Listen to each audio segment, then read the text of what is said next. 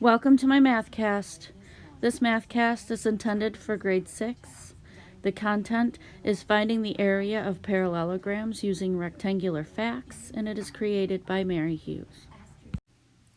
By the end of this Mathcast, students should be able to show the area formula for the region bounded by a parallelogram by composing it into rectangles. They should understand that the area of a parallelogram is equal to the area of the region bounded by the parallelogram. There are some much needed vocabulary terms that we already know, and I just want to go over quickly. For example, a parallelogram, remember, is a two-dimensional shape with 4 sides, with both pairs of opposite sides parallel. These are all examples of parallelograms. Notice that a rectangle is considered a parallelogram. And a rectangle is a two-dimensional shape with 2 pairs of parallel sides and 4 right angles. Area is the space inside of a two-dimensional shape. We can also think of area as the amount of space that a shape covers. The area of a rectangle formula is length times width. The area of a parallelogram formula is base times height. Let's look at the following parallelogram.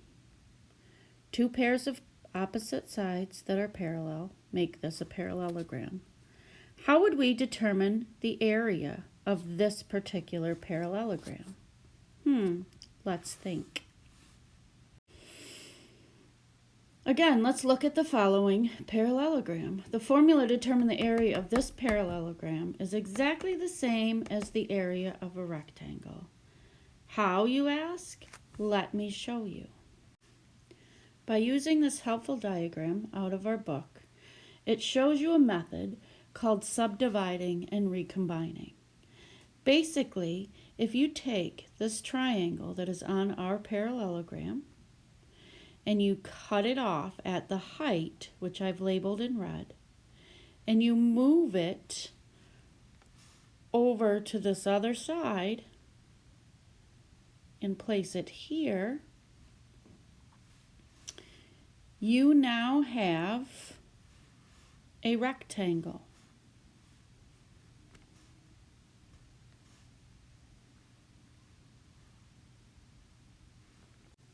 And the area of a rectangle, which we know to be from previous lessons, is length times width. So base equals length and width equals height. So the two formulas are the same. Let's try a few examples, and I will leave my picture over here to help remind you on what you have to do. The first example says, calculate the area of each parallelogram. Note that the figures are not drawn to scale. So we have a parallelogram with a base that is 20 feet long. We also have a height of 10 feet. And in this diagram, just to throw you off, they will probably throw in the length of one of the sides, even though we know we do not need that length. So if we look at our picture, we know that we can take this side of our parallelogram, move it over to here, and construct a rectangle. And the rectangle still has a length of 20 and a height of 10. So the base is 20, the height is 10, so the area of this figure is going to equal base times height, or 20 feet times 10 feet, or 200 feet squared. Now you try. Here's another example of a parallelogram. Two parallel sides. Please find the area. Remember, when finding the area, you are only interested in the base or the length of the bottom of the figure times the height, how tall the figure is. In this example, you get many different numbers, but you only need to focus on two.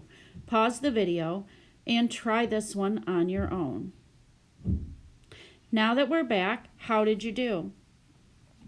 The base of our parallelogram should have been 5 centimeters.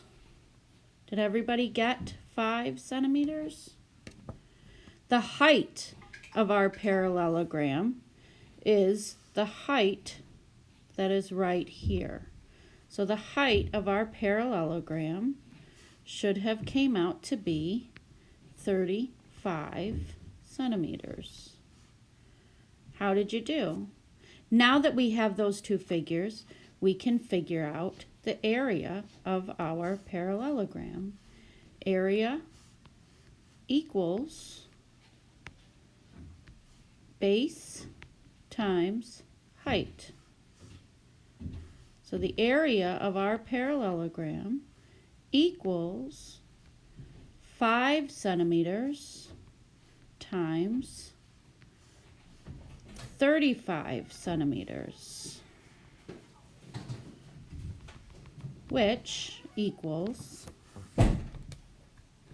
175 centimeters squared. Do not forget the squared portion.